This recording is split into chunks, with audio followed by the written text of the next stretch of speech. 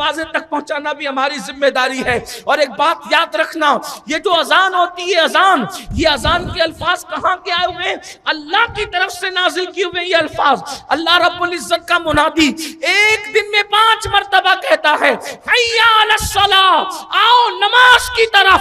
जाहिर सी बात है, आप किसी को कहीं भी बुलाएंगे कि फलां काम की तरफ आओ, तो आप पूछेंगे ना कि इसका फायदा क्या है, इससे मिलेगा क्या? तो नमाज के बारे में बुलाने वाला बुला रहा है, अल्लाह का मुनादी आवाज लगा रहा है, आओ नमाज की तरफ। आदमी के दिल में ख्याल आ सकता था, नमाज पढ़ेंगे तो क्या मिलेगा? फौरन जवाब आ रहा है, हय्या अलस्सलाह, हय्या अलल फलाह, नमाज की तरफ आओगे तो अल्लाह तुम्हें कामयाबी अता फरमाएगा। यानी नमाज में दुनिया की भी कामयाबी है, नमाज में आखिरत की भी कामयाबी है।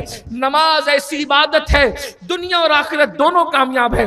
बल्कि आपको बताऊं नमाज की बरकत क्या है। नमाज की बरकत यह है, औलाद फरमा बरदार होती है नमाज की बरकत से, बीमारियों का खात्मा होता है नमाज की बरकत से, रोजी में बरकत आती है नमाज की वजह से, चेहरे पे नूर आता है नमाज की वजह से, तकदीर संवरती है नमाज की वजह से। अंदाजा तो करें एक इंसान, मेरे अजीज भाइयों, अंदाजा करो अल्लाह के सच्चे नबी ने फरमाया नमाज से क्या मिलता है। इरशाद फरमाया गया, जब बंदा सजदे में होता है तो अल्लाह और बंदे के दरमियान जितने पर्दे होते हैं वो सब पर्दे उठा दिए जाते हैं।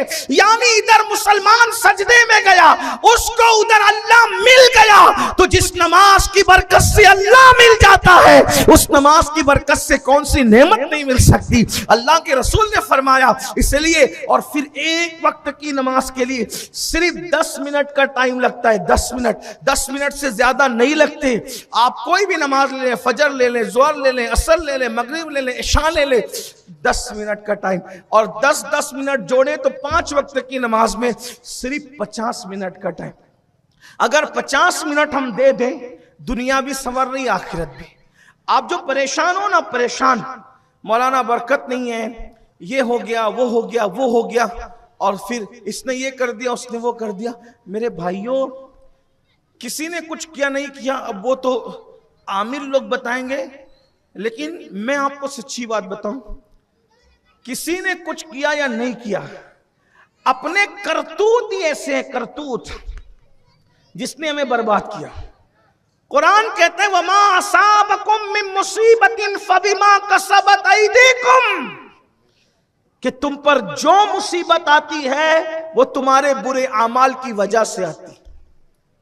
अल्लाह तक पहुंचने का जो पहला जीना है, पहली सीढ़ी है, उसको नमाज कहते हैं। जो नमाज नहीं पढ़ेगा वो कभी अल्लाह तक नहीं पहुंच सकता, वो झूठ बोलता है। जो नमाजी नहीं है वो कभी अल्लाह वाला हो ही नहीं सकता। पूरे नमाज, पूरे कुरान में अल्लाह ने, पूरे कुरान में 700 मरतबा अल्लाह ने नमाज का हुक्म दिया। इतनी कसरत से अल्लाह ने किसी इबादत का हुक्म नहीं दिया। एक पूरी किताब में अल्लाह ने, अपनी पूरी किताब में 700 मरतबा फरमाया नमाज कायम करो। नमाज के फवायद, जो नमाज पढ़ेगा सेहतमंद रहेगा, तंदुरुस्त रहेगा, तवाना रहेगा, तकदीर संवरेगी। आपकी बच्चियों को रिश्ते नहीं आते, नमाज के बाद दुआ करके देखिए, अल्लाह का वादा है, फैजा फरगत फंसब व इला रब्बिका फरगब। जब तुम नमाज से फारिग हो जाओ तो दुआ में मेहनत करो, क्या मिलेगा? दुआ में नमाज के बाद मेहनत करो तो क्या मिलेगा? अल्लाह ने पहले बयान फरमा दिया। अल्लाह पाक इरशाद फरमाता है, इन्ना मअल उसरि युसरा, कि बेशक हर मुसीबत के बाद दोहरी आसानी पैदा करेंगे। कब पैदा करेंगे? मुसीबत के बाद राहत कब पैदा करेंगे? फैजा फरगत फंसब व इला रब्बिका फरगब। तुम नमाज के बाद जब दुआ में गिड़गिड़ाओगे, हम तुम्हारी एक मुसीबत पर तुम्हें डबल राहत अता करेंगे, एक तकलीफ पर डबल राहत अता करेंगे। आपको हैरत होगी, हम टेंशन में आते हैं तो होटलों पे आके बैठते हैं, हम टेंशन में आते हैं पार्कों में जाते हैं, हम टेंशन में आते हैं तो मोबाइल लेके बैठते हैं, टेंशन में आते हैं तो किसी से झगड़ा करते हैं, मगजमारी करते हैं। अल्लाह के रसूल अलैहिस्सलाम जब बेचैन होते थे तो क्या करते? जब हुजूर अलैहिस्सलाम पर कोई तकलीफ आती थी तो क्या करते थे? अल्लाह के रसूल जब बेचैन और बेकरार होते थे, वो नबी जो हर बेचैन दिल का चैन, हर बेकरार दिल का करार, हर बेइत्मीनान को इत्मीनान अता करने वाली जात है जिसकी तस्की से रोते हुए हंस पड़े। जब उस रसूल को बेकरारी होती तो कहते अरहना या बिलाल, ऐ बिलाल मेरी बेकरारी को दूर कीजिए, मुझे राहत पहुंचाइए। बिलाल कहते हुजूर कैसे राहत पहुंचाऊं? फरमाते अजान दो, हम नमाज पढ़ेंगे, अपने दिल को सुकून अता करेंगे। हुजूर नमाज फरमाते नमाज मेरी आंखों की ठंडक है। अब अपनी गुफ्तगू को समेटते हुए एक हदीस पढ़ता हूं, एक ही हदीस पढ़ता हूं, थोड़ी लंबी हदीस है। नमाज पढ़ने से अल्लाह मिले, नमाज पढ़ने से जन्नत मिले, नमाज पढ़ने से हर नेमत मिले। नहीं पढ़ोगे क्या होगा? मुसीबत में रहोगे, परेशान रहोगे। 95% लोग नमाज नहीं पढ़ते। देखो मैं आपको अच्छा मशवरा दे रहा हूं, आपके यहां बरकत नहीं है, मैं किसी और को नहीं कह रहा हूं, अपने आप को कह रहा हूं। आप मेरे पास आओगे और मुझसे कहोगे कि तावीज दे दो, मैं किसी को नहीं, किसी को मैं क्यों कहूं? मैं तो गुनहगार आदमी, मैं किसी पे तनकीद क्यों करूं? लेकिन अगर आप मेरे पास आओगे हजरत तावीज दो, सैयद तावीज दो, अब आपसे मैं पूछता हूं कि जिसके घर से बरकत अल्लाह उठा ले, थोड़ा अकल से काम लो, अकल से, जिसके घर से बरकत अल्लाह उठा ले, तो है किसी की तावीज में इतनी ताकत कि अल्लाह की उठाई हुई बरकत का मुकाबला कर सके? भाई कोई भी हो, ये तो बहुत हकीर आदमी है जो आपके सामने बैठा है। कोई वली हो, कुतुब हो, अब्दाल हो, सब अल्लाह के बंदे हैं और अल्लाह रब्बुल इज्जत की मर्जी पर सब राजी हैं। वली को मानने का यह मतलब नहीं कि हम अहले सुन्नत ये कहते हैं कि अल्लाह जो नहीं चाहता वली चाहता है। अस्तगफिरुल्लाह, ऐसा कभी नहीं हो सकता। वली अल्लाह की मर्जी के खिलाफ कभी नहीं जाता। तो जब अल्लाह बरकत उठा ले, अल्लाह उठा ले, है किसी में ताकत बरकत लाने की? पागल हुए हो? नमाज नहीं पढ़ रहे हो, अल्लाह ने बरकत उठाई, अब तावीज वालों के पीछे फिरते हो, तावीज दो, बंदिश करो, ये करो, वो करो। मेरे भाई, नमाजी आदमी भी तुम्हारे घर में बरकत नहीं ला सकता, नमाजी आदमी का तावीज भी बरकत नहीं ला सकता, क्योंकि आपने नमाज छोड़ी और अल्लाह ने कहा कि बेनमाजी के घर से मैं बरकत उठा लूंगा। उठा लूंगा तो उठा लूंगा, वो अल्लाह है, वो मालिक है, मुख्तार है, वो उठा लिया उसने। अब कौन बरकत ला सकेगा? कोई नहीं ला सके। मशहूर बात है, सच्ची बात, सच बात बुरी लगे तो आपको बुरी लगती रहे और बुरी लगे तो माफ करें, नहीं माफ कर सकते तो बुरी लगती रहे। मेरे भाई, गौस पाक भी गौसे आजम, जिनको हम गौसे आजम मानते हैं, सुन्नी लोग, अहले सुन्नत, अहले इस्लाम, आशिकान रसूल, गौसे आजम, उनके पास एक आदमी आया, कहा हजरत मेरे घर में बरकत नहीं, कोई तावीज दो। गौस पाक ने उसको तावीज नहीं दिया। गौस पाक ने फरमाया बेटा अपने घर के दरवाजे पे पर्दा लटका दो। तावीज नहीं दिया, क्योंकि गौस पाक जानते हैं अल्लाह उठा ले तो कोई नहीं ला सकता। और गौस पाक से बड़ा उनके दौर में तौहीद का ऐलान करने वाला कौन था?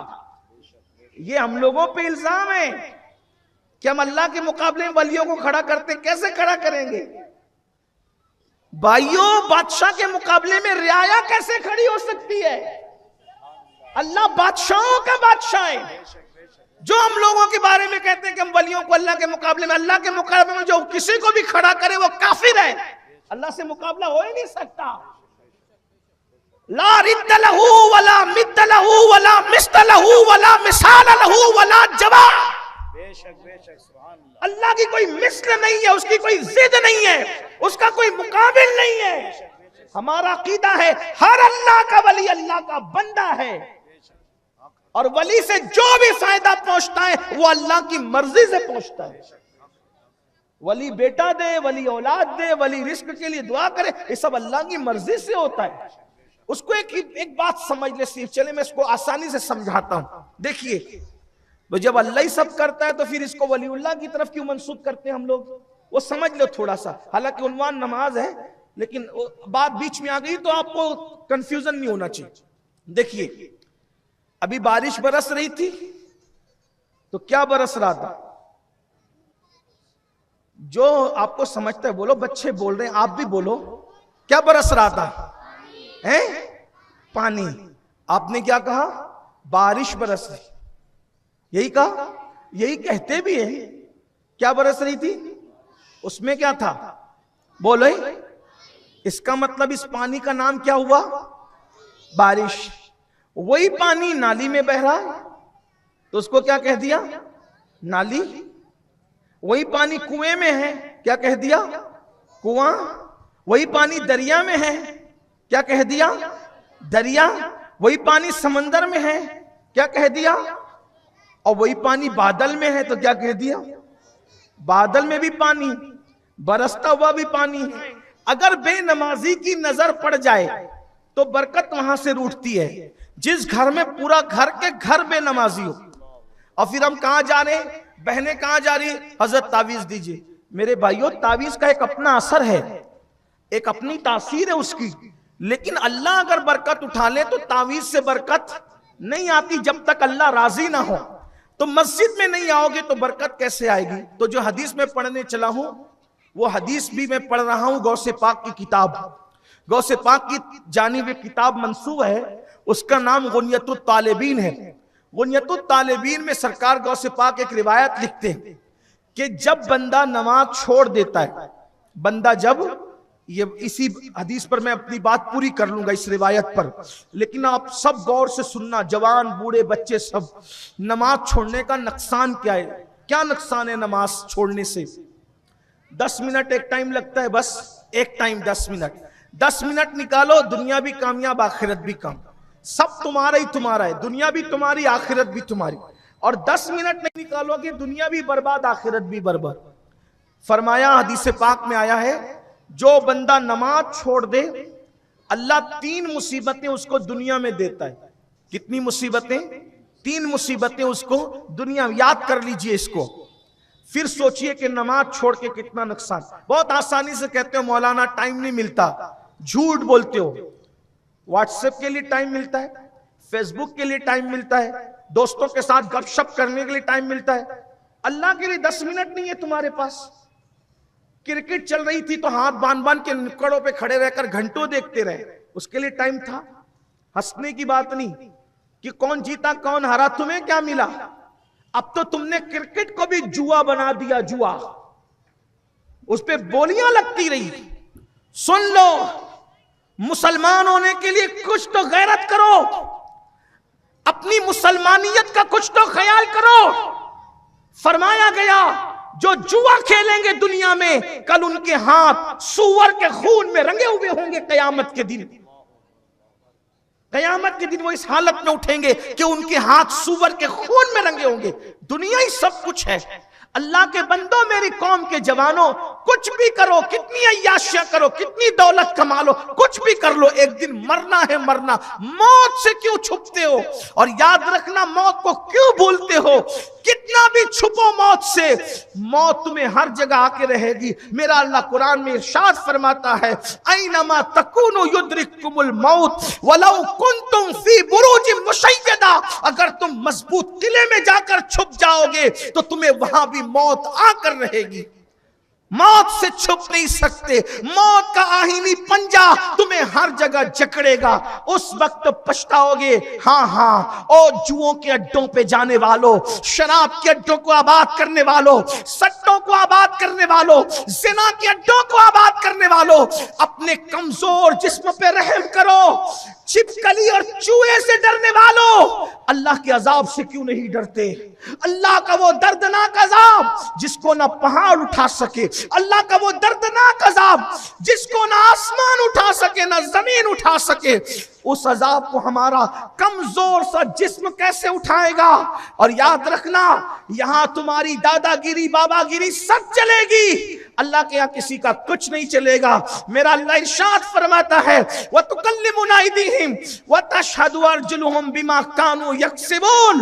अल्लाह तुम्हारे मुंह पे मुहर लगा देगा और तुम्हारी चर चर चलने वाली जबान को बंद करेगा और तुम्हारे आज़ा अल्लाह की बारगाह में गवाही देंगे।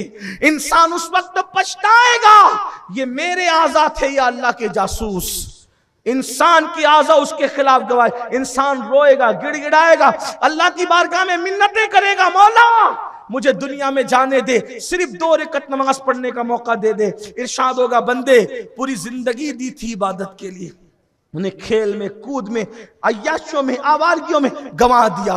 बहुत कीमती लम्हात जाय कर रहे हो मेरे भाइयों, बहुत कीमती लम्हात जाय कर रहे हो। गफलत में कब तक रहोगे? कहां गया नमरूद, कहां गया फिरौन, कहां गया बुख्त नस्र, कहां गया यजीद, कहां गए उन जैसे जालिम बादशाह?